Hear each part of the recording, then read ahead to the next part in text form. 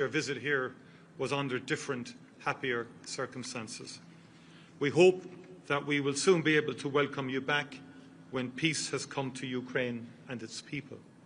You so richly deserve it. But your visit comes at a critical moment for Ukraine and for Europe. And your decision to visit today underlines to me the value you place in the friendship between Ukraine and Ireland. Ours is a relationship built on shared values, freedom, democracy, the right of all states to determine their own future, values that the people of Ukraine have sacrificed so much to defend and to protect. The brutal and illegal war that Russia has waged on Ukraine and that it continues to prosecute has brought devastation and destruction to people, to communities and infrastructure in Ukraine. President Putin has shown a complete indifference to the value of human life and to international laws and norms. Even as efforts to bring the war to an end advance, he seeks to gain advantage at the negotiating table by intensifying Russia's relentless onslaught on the front line and on Ukrainian cities and infrastructure. He must never be allowed to succeed. Ireland is a small country, and like all small countries, we rely on the rule of international law for our security and safety. We believe in the principles of the United Nations Charter, in the sovereign equality of all states, and in the obligation on members of the United Nations not to use or to threaten the use of force against the territorial integrity or political independence of any state. Ukraine has a right to live in peace and freedom, and the people of Ukraine have shown great courage and resolve in defending themselves and in seeking to vindicate their rights. Ireland stands with Ukraine in affirming these principles and these rights. It is shocking that the people of Ukraine are subject to nightly onslaughts of Russian missiles and drones. The people of Ukraine deserve to be safe in their own homes. Their children deserve to sleep safely in their own beds. Ireland will continue to support the people of Ukraine for as long as it takes. To date, Ireland has provided over €340 million in financial support to Ukraine, including over €170 million in humanitarian supports and €166 million in non-lethal military assistance. And today I am pleased to announce that we will provide a further €100 million in funding for non-lethal military assistance and another €25 million to help Ukraine support its energy system. Russia is deliberately and cynically targeting energy plants and infrastructure in Ukraine, knowing how difficult winter can be and hoping to weaken the resolve and morale of the Ukrainian people. We are making our contribution to help to ensure that Putin does not win. We have in addition also, of course, invested significantly in providing a safe haven for Ukrainians who have sought refuge from the war in Ireland. In our meeting today, the President and I discussed how much we both value the strong and positive relations between our countries. We are both committed to seeing them continue to strengthen and to grow in coming years. The focus for now must be on how Ireland can help Ukraine defend itself and its people. But peace will come to Ukraine. I profoundly hope that day will be soon, and Ireland will be ready to work with Ukraine and our international partners to help underpin that peace and to support Ukraine in its journey of recovery and reconstruction. Today we signed the 2030 roadmap on the Ireland-Ukraine partnership, an agreement to strengthen our bilateral relations, including in areas such as cyber resilience, educational cooperation, including between universities and technical institutes, and culture. We are also both focused on how we can further strengthen economic ties between us, including business-to-business, trade and investment programmes. After our meeting here, we will both attend the inaugural meeting of the Ireland-Ukraine Economic Forum, a chance for businesses here to hear directly from the President on economic opportunities for trade and investment in Ukraine. Ireland believes that one of the most important guarantees of Ukraine's future security is its membership of the European Union. Ukraine is part of our European family. It shares the same values. It belongs in the European Union. We will continue to work, including when we hold the EU presidency next year, to advance negotiations on its membership as much as we can. The people of Ukraine are working extremely hard to achieve their EU ambitions, and they deserve our backing. EU membership transformed our country and underpins our prosperity, and we want the same for our Ukrainian friends.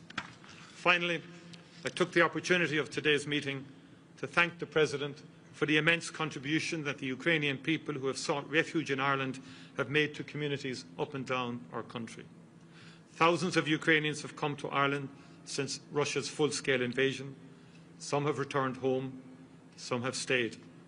They have been welcomed into the homes and hearts of Irish people, and they have become a part of the rich tapestry that is today's Ireland. When we attend the Ireland-Ukraine Economic Forum, among the businesses we will meet will be Ukrainian-led and owned enterprises that have been set up here by people fleeing the war. Ukrainians at home and abroad have shown themselves to be immensely resilient, innovative and creative, qualities that I like to think we recognise and share. President Zelensky, as a country with a long history of migration of our own, as a people that at times in our history have known conflict and have sought refuge and opportunity abroad, as a people who have seen peace come and our country transformed, know that for as long as Ukraine needs our help and support, Ireland will be there for you. Your struggle is our struggle. Your success will be our success. We are with you for as long as it takes. Mr. President, Volodymyr, you and the First Lady are most welcome to Ireland. We will continue to do all we can to support a just and lasting peace for Ukraine. I've always been clear that nothing can be decided about Ukraine without the involvement of Ukraine, and we will be with you when peace prevails to support the recovery and reconstruction of your country. Thank you, and Slava Ukraini. Героям слава.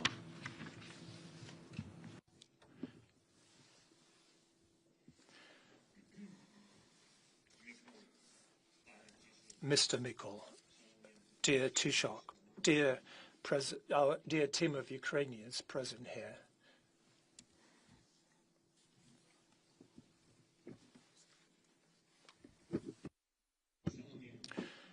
dear journalists, dear Ireland, today marks the first official visit, and Michal mentioned that, and it's a given fact. It's an official visit, first official visit by a Ukrainian president to Ireland since the establishment of diplomatic relations between our countries, and it comes at one of the most challenging and yet optimistic moments at the same time. Now more than ever, there is a chance to end this war. It was here in Ireland this morning that our delegation gathered after meetings in America with the US President's team. And there are now 20 points that were developed in Geneva, and they were worked upon additionally and finalised in Florida. Some things still need to be worked out from what I saw. America is taking serious steps to end this war, one way or another, and our task, and I'm sure that this is our common task for everyone in Europe, is to really end this war, the war, not just to get a pause in the fighting. We need a decent, dignified peace, and for that to happen, everyone must be on this side of peace. Everyone in Europe and all nations that value peace. Ireland is a neutral country, but it is certainly not an indifferent country. We're grateful to it. You're helping us, and we appreciate it. We appreciate it very much, both. And Ireland's influence really matters because it is the influence of a large global community. May your influence always work in a way that is fair. Today, I informed both Michal and his team about the negotiations and the current prospects, and thank you for your support. Today, we also discussed in detail the entire bilateral agenda in detail. This concerns our resilience. There is assistance from Ireland, energy support, as well as a humanitarian support package We are very grateful for all that. We have approved a roadmap for partnership between our countries, Ukraine and Ireland, for at least the next 5 years. We hope that during this period, Ukraine will become a member of the European Union, and we're grateful to you for your support on this path. We appreciate that Ireland always takes an honest and a principled approach to issues of pressure on Russia, and above all, the issues of sanctions policy. Sanctions must remain in place as long as the Russian occupation and the Russian abuse of our people continue. The abuse of Ukrainians. Today we also discussed the position on frozen Russian assets. It is high time to transfer them to Ukraine so that we can reliably ensure both our defence and our recovery. And this will benefit not only us, but also our partners. We will give more orders to countries that help us. We hope that Ireland, not only on its own, but together with all those who listen to Ireland in the world, will support the need to hold Russia accountable for its aggression, accountable for all they've done and committed, the accountability for its aggression. Work is currently underway on the continent to establish a tribunal that will be able to punish Russia for the crime of aggression and war crimes, all war crimes, and ask you to participate more actively in all joint efforts to hold Russia and its accomplices legally accountable. Of course, we have a large layer of humanitarian and cultural cooperation. And the First Lady of Ukraine is with me on this visit. Olena is expanding the Coalition of Ukrainian Studies, which will be a global coalition, and we invite Ireland to be part of it. Today, 3 Irish universities joined our Coalition of Ukrainian Studies, and we thank you for that. And of course, I would like to express my special gratitude to the Government of Ireland, to all the communities of Ireland, to every Irish home that has sheltered our people here. It is not easy. After all, it has been almost 4 years of full-scale war, of challenge of these dimensions. But we're doing everything we can to ensure that our people can return home safely to a country of peace. We're working towards this goal, and I believe that we can achieve it. I thank you for your respect for our people, for your respect for Ukraine, and for the fact that Ireland stands with us, not simply for political reasons, but because Ireland sincerely defends the rights of peoples to life, free and independent. Thank you once again. Glory be to Ukraine.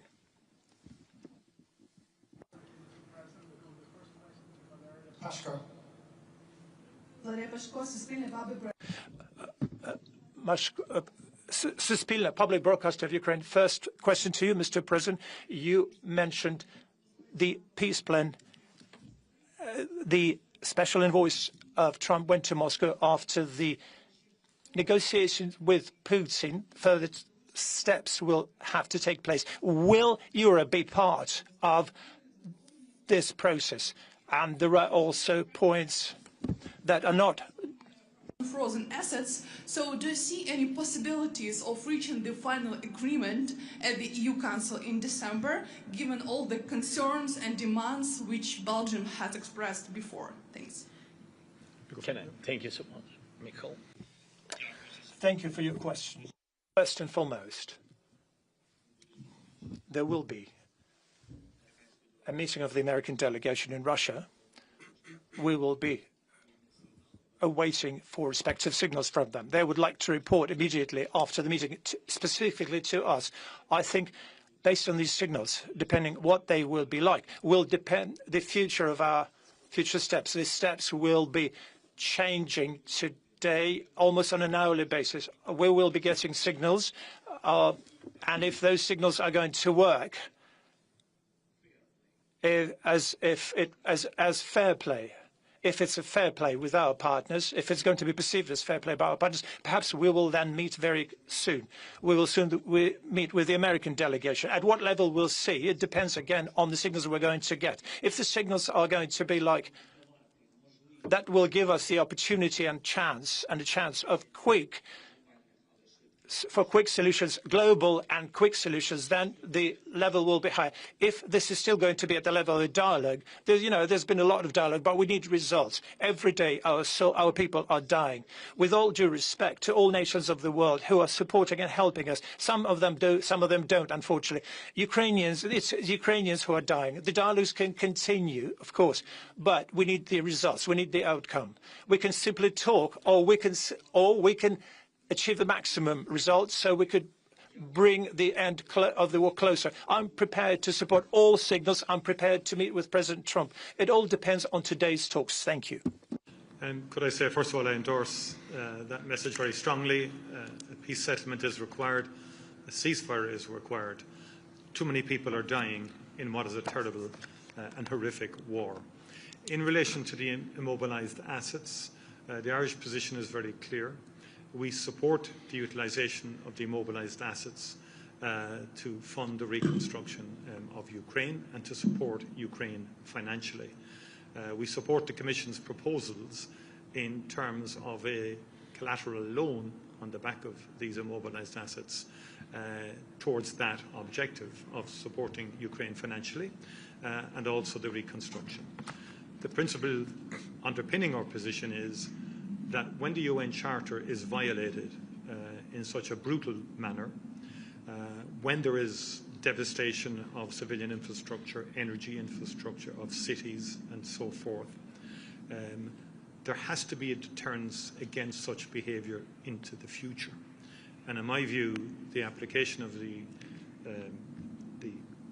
immobilised assets represents both a deterrence to future activity. There has to be accountability, there has to be some responsibility on the aggressor who has wreaked such devastation on a country. Secondly, there's a very practical issue of the enormity of the reconstruction of Ukraine and the cost of that, and who's going to pay for that. It cannot just only be the European taxpayer. Europe did not start this war. Europe tried everything to prevent this war. European leaders, I witnessed their reports back to us when they pleaded with President Putin not to invade Ukraine. So that is our position. I hope that the December meeting will come to a conclusion. We fully respect the concerns of the Belgian government, fully respect, and these issues have to be ironed out, and it has to be a collective agreement across the European Union. And yes, it will be challenging to get that collective agreement, but Ireland's very clearly supportive of the Commission's position.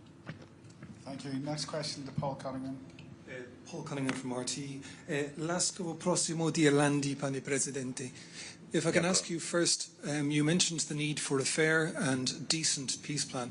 Some believe that your Parliament faces a real dilemma, either a bad peace deal soon or a worse peace deal next year or the year after, given some Russian advances in around towns like Pokrovsk, which they claim to have taken. What's your response to that analysis? And Taoiseach, you mentioned about the big push for Ukraine to join the European Union. We have many tens of thousands of Ukrainians here who are on temporary protection. If they're going to be joining the European Union, can't you make a one-off to ensure that they will be able to apply for citizenship and they wouldn't have to wait 5 years, because at the moment the clock hasn't started ticking because they're under temporary protection? Thank you. Thank you for your question. First and foremost, I'd like to say there will be no simple solutions. We understand that what's happening. We understand who we're dealing with. The question is, it's not about the complexity of decision-making. Those who are capable of making these decisions will do that. I am capable of making decisions. It's important that this should be all open and fair and just. So there would be no game behind Ukraine's back. Nothing would be decided without Ukraine, about our future. If we're talking about the guarantees for security of Ukraine,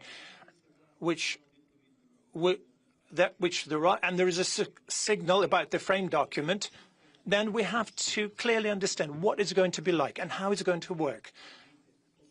At least basic things. Because, you see, it's not an experiment for us. We're talking about our people, our living people. The Russians started the war, and there are no alternatives in this formulation. They started the war. The world is a witness to that. They came with the aggression to annihilate us. We stopped them. Europe helped us. America helped us. Russia has not managed to occupy Ukraine because of the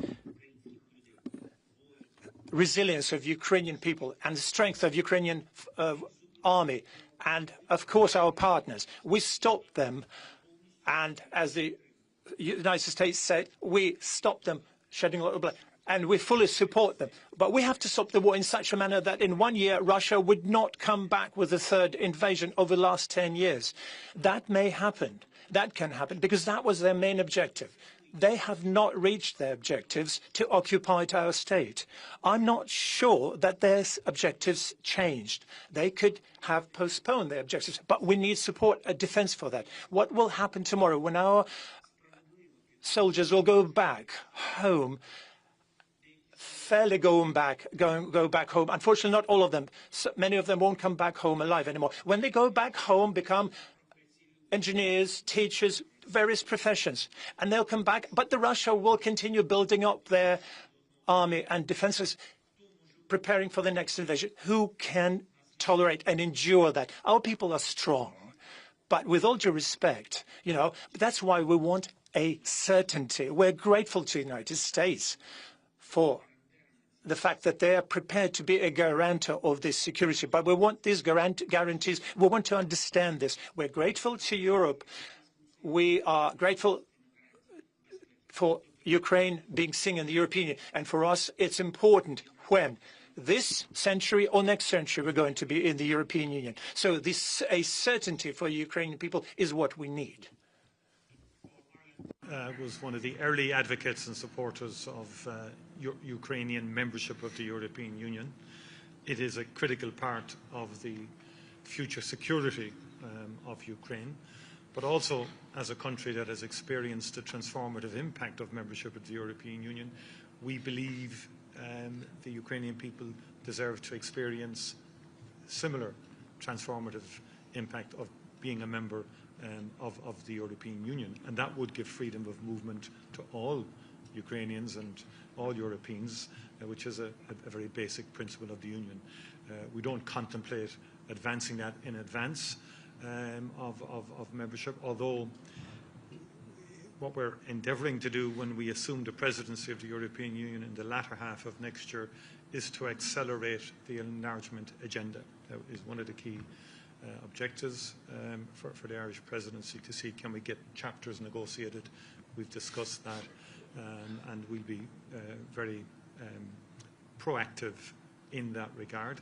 We will continue to engage with the Ukrainian community in Ireland, and obviously we understand it's under the BOTP at the moment, the directive, but obviously we're going to have to work with the Ukrainian community who've been here for quite some time now since the war. Many have come, many have gone back to Ukraine or elsewhere, and many are contributing in terms of work and in terms of setting up businesses as well. Okay, thank you. Jennifer from Bloomberg. Hi, President. A question for you. You said that the latest plan that emerged from the recent talks looks better. Can you give us some details of what's in it? And do you have plans to meet with US Envoy Steve Witkoff in the coming days? Thank you. Yesterday, and with him and with all his team, and we spoke. I think I already answered on your question that we are waiting for the results in America-Russia negotiations, today's results, and I will react according to the results. If I feel that we can count on real, specific dialogue, not just words, with some results, we will meet, and he's very welcome to Ukraine. But I'm not sure that they are up on this way, this day. They're ready to come. But who knows? So I want to wait till today's evening. And what about the points? I'm not sure that I'm ready to share all the points of this plan, but I think that you saw a lot of things in media. But what can I say? I think that the most sensitive things and the most difficult questions, or questions with the challenges, it's about territories. It's about frozen assets, because I can't just myself speak on behalf of European leaders. It's about money, which are frozen, but in Europe. It's about common decision of Europeans. I can only have partnership and share my view of this and support, and they can support me, but I can't decide on behalf of leaders about the money which are in EU. And this is the third point I mentioned about security guarantees, and we count on strong security guarantees from the United States, both United States and Europe and some other leaders. And you know that the topic of coalition of the willings is we work with this. So I think these three topics, the most sensitive and the most important, and I think that our teams will continue work on it. Thank you. Okay, our final question from Louise Byrne. One more. Thank you. President Zelensky, yourself and the Taoiseach both spoke about the number of Ukrainian people living in Ireland, and you said yourself it has not been easy. The Irish government recently reduced the number of guaranteed days that a Ukrainian refugee is in state accommodation. Are you concerned that that means that the support that the Irish government once had for Ukrainian refugees is not as strong as it was? And then Taoiseach, may I ask you, you've spoken at length about the supports that need to be put in place for Ukraine after the war. What does that look like from an Irish point of view, and will Ireland be sending peacekeepers to the Ukraine? Yeah. Okay, I go first now, will I? Yeah. Please, Michael. Or do we want consistency? Okay. Could I, will I go? Yeah, please. First of all, we will continue to support Ukrainians in Ireland, and in respect of future support of Ukraine, in the event of a ceasefire or a peace settlement, yes, Ireland will be open to monitoring any ceasefire or indeed aspects of a peace settlement. We have long experience in the Lebanon, in Africa, in terms of peace monitoring, peacekeeping, and certainly we're all wishing for the end of the war. And Ireland is certainly open to contributing to peacekeeping and to peace monitoring in Ukraine. We are also obviously willing to help in reconstruction, and quite a number of Irish companies are operating within Ukraine, and particularly in the construction field. I think there's a lot that can be done there. We already provide a lot in terms of shelters for schools, school meals, and we provide supports in those areas, humanitarian supports and so on. And we're open again to doing, along with our European Union colleagues, to invest in a range of programs to support the reconstruction of Ukraine. If I may, I will answer that in Ukrainian. Ireland, from the very beginning of the war, chose this side, in my opinion, an honest side, not because I'm the president of Ukraine, but because that's the right thing. It's values-based. And Ireland chose the side of supporting Ukraine and helping Ukrainians. Ireland has been helping Ukrainians who stayed behind in Ukraine and has been helping Ukrainians who have moved to Ireland. And we're grateful for that. The way I was brought up is that I can't criticize for help, whether it's getting more or less. We should be grateful.